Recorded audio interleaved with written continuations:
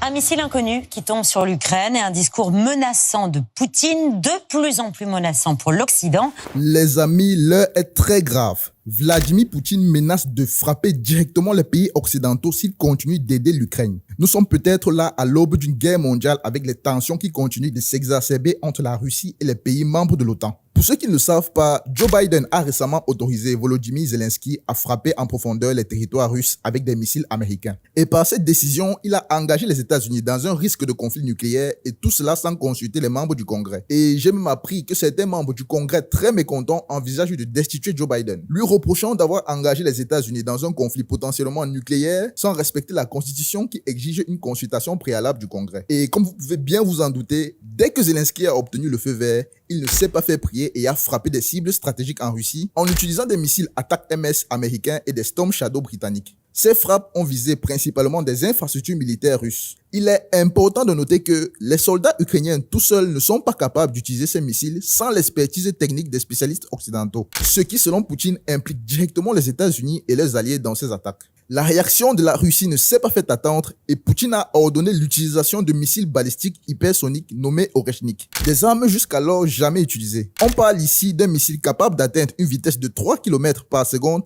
impossible à détecter par les systèmes de défense antimissiles. Vladimir Poutine a précisé cette fois-ci que les missiles hypersoniques ne portaient pas de charge nucléaire. Mais tout le monde sait bien qu'il a utilisé précisément ces missiles pour montrer aux Américains et aux autres pays membres de l'OTAN que la Russie peut tous les atteindre et qu'ils ne devraient pas jouer avec le feu. En tout cas, si vous voulez mon conseil, que chacun commence déjà à creuser son bunker dans sa cour ou son jardin parce que si une guerre nucléaire éclate là maintenant, personne ne sera épargné. Et j'espère vraiment qu'une solution pacifique sera trouvée à ce conflit parce que vraiment là, ça ne sent pas bon.